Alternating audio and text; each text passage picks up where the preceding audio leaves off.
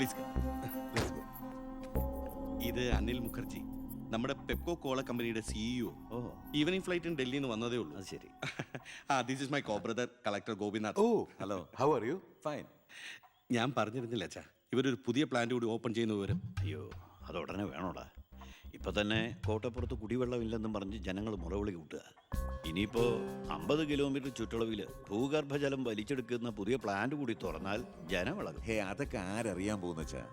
കുടിവെള്ള ക്ഷാമത്തിന് സർക്കാർ ചെലവില് നമ്മൾ ടാങ്കറിൽ വെള്ളം അടിക്കും. എന്നാലും അല്ല അച്ഛാ, പെർമിഷൻ കൊടുക്കാന്ന് പറഞ്ഞൊരു 2 കോടി രൂപ ഞാൻ ഇവരുടെ കയ്യിൽ നിന്ന് വാങ്ങിയിരുന്നു.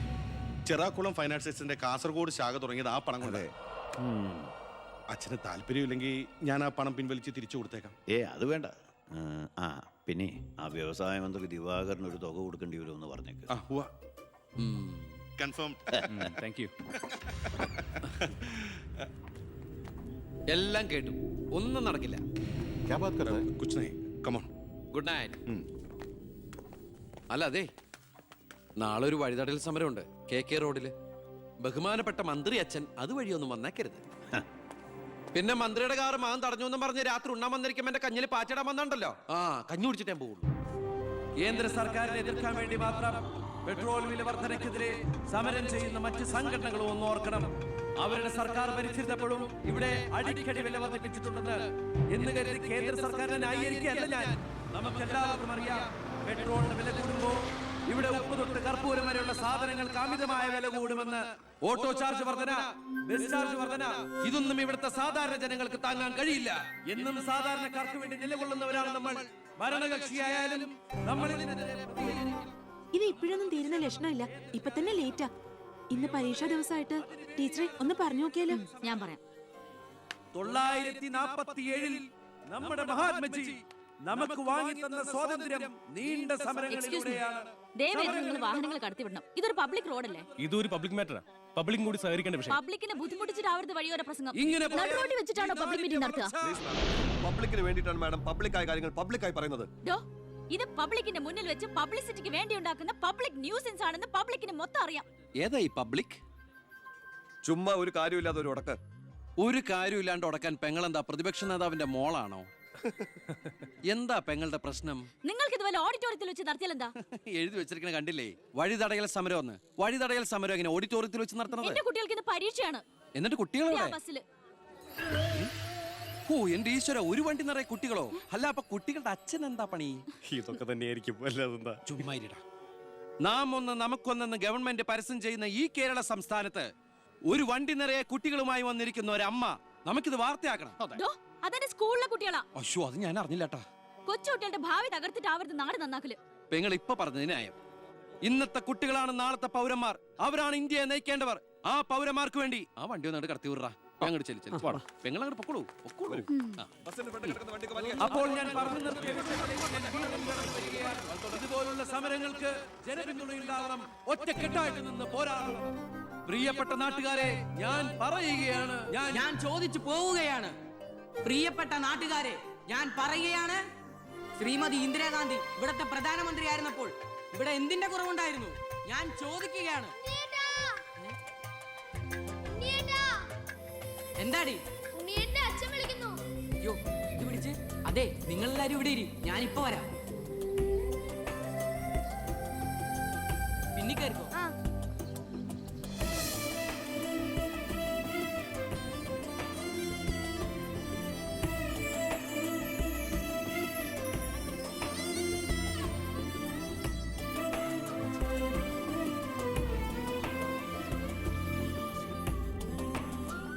മോളെ, ഇതൂടെ ഒന്ന് കഴുകി വെച്ചേരെ. ശരി.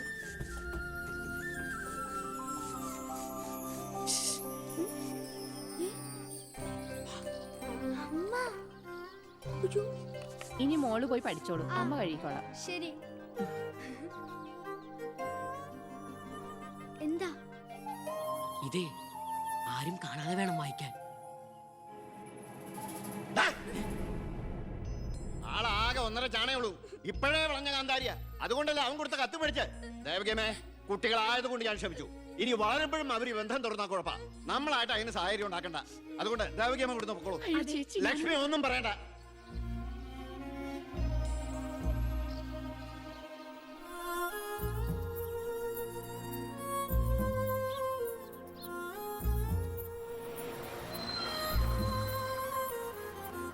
ടീച്ചറെ സ്കൂളെത്തി, ഇറങ്ങണ്ടേ?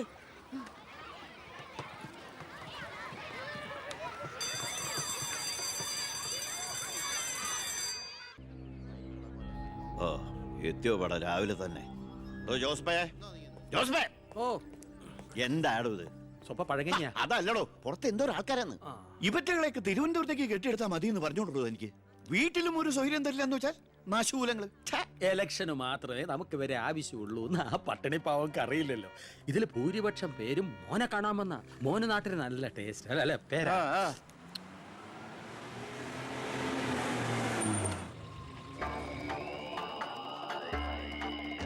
വെണ്ടർ ചാണ്ടിയല്ലേ വരുന്നത്? കാശ് എത്ര ഉണ്ടെങ്കിൽ എന്താ വെണ്ടർന്നല്ലേ പേര്. ആ ഞാനൊന്ന് കുളിക്കട്ടെ. കാക്ക വിളിച്ചാ കൊക്കാവൂ. ഞാൻ ചാണ്ടിയെ ഉദ്ദേശിച്ച്. അയാളോട് മാത്രം അകത്തേക്ക് വരാൻ പറ. ബാത്റൂമിലോട്ടോ.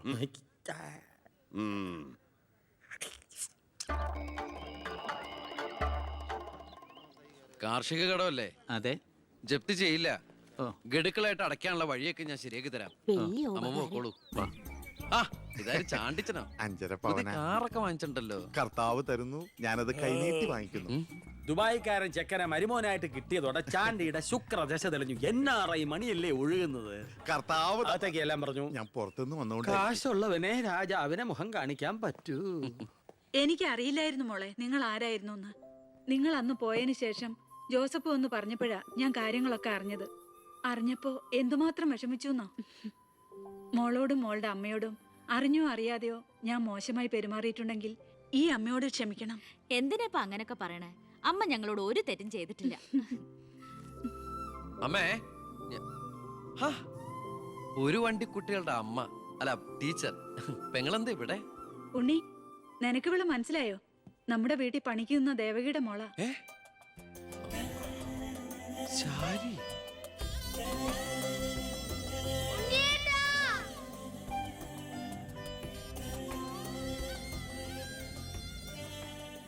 ഇവളിപ്പോ കോട്ടപ്പുറം UP സ്കൂളിലെ ടീച്ചറാണെന്ന് വിശ്വസിക്കാനേ പറ്റണില്ല.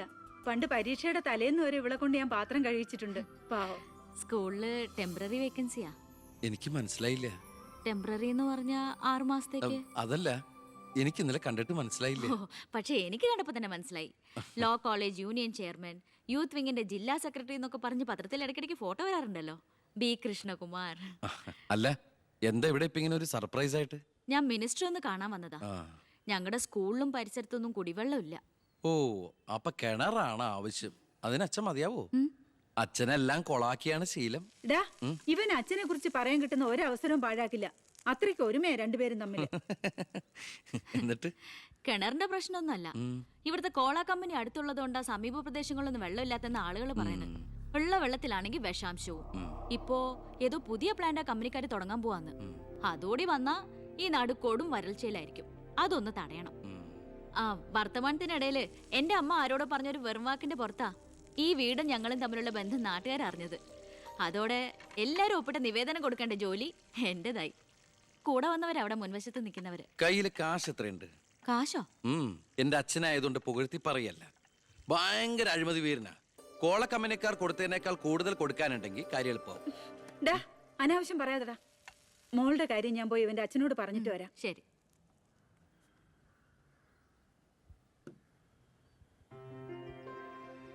പിന്നെ വിളിച്ചത് കാര്യാക്കണ്ടോ? എന്ത്? പെങ്ങളേന്ന്. ഓ അതിനെന്താ, അങ്ങനെ കണ്ടോളൂ. അയ്യോ, അങ്ങനെ കാണാൻ പറ്റില്ല. എനിക്ക് ഇപ്പൊ തന്നെ 3 പെങ്ങന്മാരുണ്ട്. ഇനി ഒരെണ്ണം കൂടി താങ്ങാനുള്ളൊരു കപ്പാസിറ്റി എനിക്കില്ല. അതുകൊണ്ട് തനിക്ക് തന്റെ പഴയ സ്റ്റാൻഡ് തന്നെ മതി. പഴയ സ്റ്റാൻഡോ?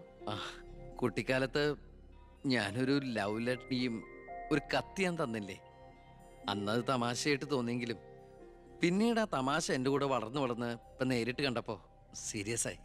അന്ന് ഞാൻ സീരിയസ് ആയിരുന്നു. പക്ഷേ ഞാൻ വളർന്നപ്പോ ആ സീരിയസ് എന്റെ കൂടെ വളർന്ന് വളർന്ന് ഇപ്പൊ നേരി കണ്ടപ്പോ തമാശയായി.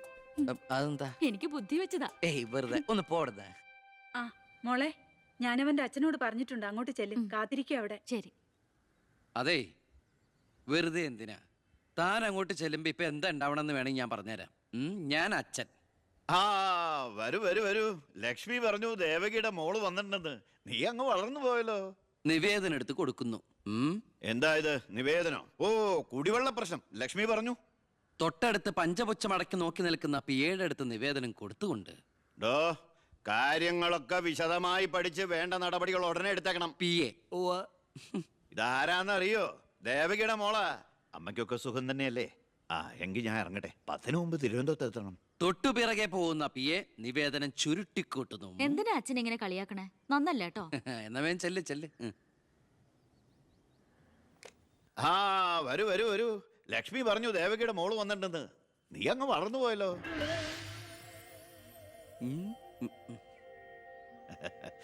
എന്താ ഇത്? നിവേദനോ?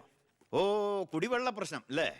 ലക്ഷ്മി പറഞ്ഞു ഡോ കാര്യങ്ങൾ വിശദമായി പഠിച്ച് വേണ്ട നടപടികൾ ഉടനെ എടുക്കാൻ പറഞ്ഞേക്കണം. ഇതാരാന്നറിയോ? ഇല്ല. നമ്മുടെ ദേവകിയുടെ മോളാ. ആന്നോ? വീട്ടിൽ അമ്മയ്ക്കൊക്കെ സുഖം തന്നെയല്ലേ? ആ എന്താ ഞാൻ ഇറങ്ങട്ടെ. 10 മുമ്പ് തിരുവനന്തപുരത്ത് എത്തണം. 2 തറക്കല്ലൊരു നാടമുറി. ഇപ്പൊ എങ്ങനെയുണ്ട്? മന്ത്രിയുടെ വഴിക്കൊന്നും കാര്യങ്ങൾ നടക്കില്ല, നടത്തില്ല. നമുക്കൊരു കാര്യം ചെയ്താലോ? കളക്ടറേറ്റ് വഴി ഒന്ന് മൂവ് ചെയ്യാം. വാ.